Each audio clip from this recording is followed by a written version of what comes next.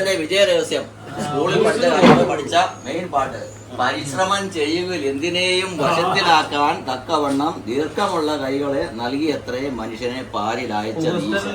ഈ കാണുന്നെല്ലാം ഈ ദീർഘമായ കൈകൾ കൊണ്ട് അതുപോലെ ഇതിന്റെ ഒരു പുറകില് ഒരു പച്ചക്കറി തോട്ടം തന്നെ നമ്മുടെ ആനപ്പുഴ തുടങ്ങിയിട്ടുണ്ട്. വിത്തെടുത്ത് മുളപ്പിക്കുന്നു. അതിന്റെ വളവും കാര്യങ്ങളൊക്കെ എങ്ങനെയാണ്? മുളച്ച് കഴിയുമ്പോഴത്തേക്കും നമ്മൾ നടുന്നു. വളങ്ങൾ മെയിൻ ചാണാൻ, എല്ലുപൊടി, അതൊക്കെയാണ്. ഇതൊക്കെ അമേരിക്ക കഷ്ടപ്പെടുക എന്ന് പറയുന്നത് ഒരു സാധാരണക്കാരെ കൊണ്ട് സാധിക്കുന്നതല്ല. ഇപ്പൊ ഞാൻ ഇവിടെ വരുമ്പോ തന്നെ ഇത് മുഴുവൻ പറിച്ച് തീരാറായി. എന്നാലും ഞാൻ നിങ്ങളെ ഒരു റൗണ്ട് കാണിക്കാം എന്തുമാത്രം ഇവിടെ കിടപ്പുണ്ട് എന്നുള്ളത്. ചേട്ടൻ തന്നെ ആ പച്ചക്കറി ഞങ്ങളെ ഇത് കാണിച്ചു തന്നെ. വാ, ഇത് വെണ്ട തോട്ടം. വെണ്ട തോട്ടം നാട്ടിലെ റബ്ബർ നിൽക്കുന്ന പോലെ നിൽക്കുന്നു. ഇങ്ങോട്ട് നോക്കിയോ, അതിന്റെ പിന്നിലായിട്ട് പയറ്, അതിന്റെ പുറകെ പയർ, വള്ളിപ്പയർ. അതിങ്ങനെ വെണ്ടയ്ക്ക, വള്ളിപ്പയറുണ്ട്. വന്ന പൊളിയൻ പയർ. ഇവിടെ തൊട്ട് അങ്ങോട്ട് 8-10 ട്രിപ്പ് പറിച്ച് അയൽവക്കാർക്ക് മുഴുവൻ കൊടുത്തതാണ്. ഇവിടെ തൊട്ടേ പറിച്ച് വന്നതാണ്. ഇതുണ്ട്, അത് പൊളിയൻ പയറാ കേട്ടോ.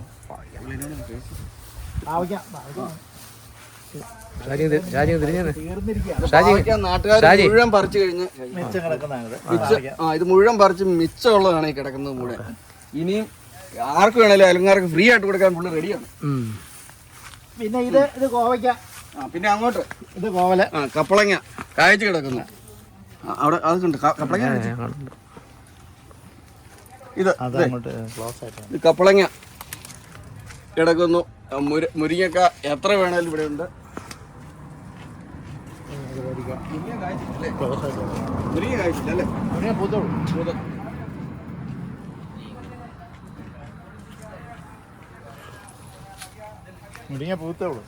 ഇനിയിപ്പോ ഈ സൈഡിലേക്ക് ഇത് കോവയ്ക്ക ഇഷ്ടം പോലെ. അത് കോവലാണോ ആ കാണുന്നത്? അല്ല, അത് പീച്ചിലിങ്ങ. രാജി, അതിന്റെ പേരെന്നാ ഒന്ന് പറഞ്ഞു? പീച്ചിലിങ്ങ.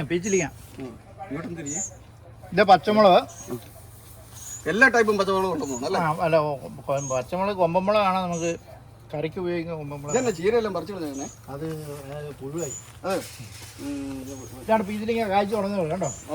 എല്ലാം ഓർഗാനിക് ആയിട്ട്. ഇത് ഒരു പീച്ചിലിങ്ങ കായായി വരുന്നേ ഉള്ളത്.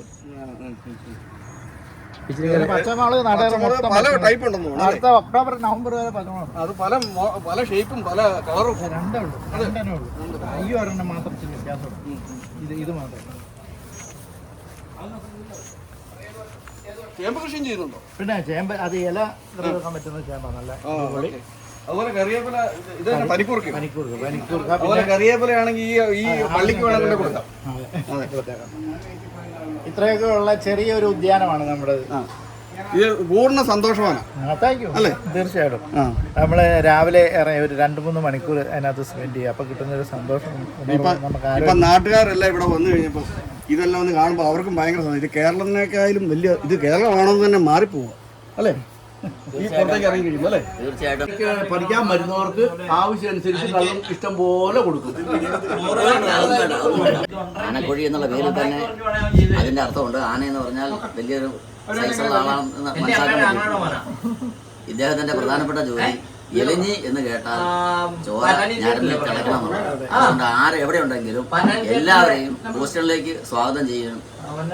വേണ്ട വിധത്തിൽ, ശരിക്കും പറഞ്ഞാൽ വേണ്ട വിധത്തിന് അപ്പുറം സൽക്കരിക്കുകയും സ്നേഹം പ്രകടിപ്പിക്കുകയും ചെയ്യുന്ന ഷാജിയോട് എങ്ങനെയാണ് നന്ദി പറയേണ്ടതെന്നുള്ളത് ഞങ്ങൾക്കറിയില്ല. എങ്കിലും എലഞ്ഞിക്കാരും അയൽവാസികളുമായ എല്ലാവരുടെയും പേരിൽ എലഞ്ഞിയുടെ പേരിൽ പ്രത്യേകം നന്ദി പറയുകയാണ്.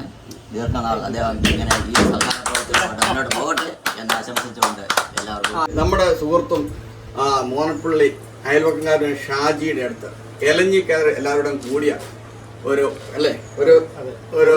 Get together. അതിനകത്ത് നിങ്ങൾ അറിയുന്ന പലരും ഇതിനകത്തുണ്ട്. എൻ്റെ പേര് ബേബി സെബാസ്റ്റ്യൻ. കിഴക്കേ കന്നംകുഴി വേറെയുണ്ട്. കിഴക്കേ കന്നംകുഴിയിൽ ഞാൻ എറണാകുളത്തൊരു ചെറിയ ബിസിനസ്സായിട്ട് കഴിയുന്നു. ഇവിടെ ഷാജി ഞാനും സുഹൃത്തുക്കളായതിന്റെ പേരിൽ ഷാജിയുടെ അടുത്ത് ഭാര്യയുടെ പേര് അനു, ടീച്ചറായിരുന്നു. ഞാൻ സിറിയക്ക് ജോൺ വെളിയത്തുമാരി. എലഞ്ഞിക്കാരോട് കുഞ്ഞച്ചൻ ചേട്ടൻ എന്ന് ചോദിച്ചാൽ പറഞ്ഞു തരും. എല്ലാവരും അറിയും. പ്രത്യേകിച്ച് ഇനി അതും അറിഞ്ഞില്ലെങ്കിൽ അപ്പച്ചി വൈദ്യൻസ് എന്ന് പറഞ്ഞാൽ എല്ലാവരും അറിയും. കുഞ്ഞച്ചൻ എന്ന് പറഞ്ഞാൽ ആരും അറിയില്ല. എന്നെ എലിഞ്ഞിൽ അറിയപ്പെടുന്ന ഷാജി ആനക്കുഴി എന്നാണ്. ആനക്കുഴി എന്ന് പറഞ്ഞാൽ എലിഞ്ഞ ഒരാളേ ഉള്ളൂ. വേറെ ആനക്കുഴിയില്ല. നമ്മുടെ ചീങ്കലക്കാരൻ തന്നെ സണ്ണി ഹലോ.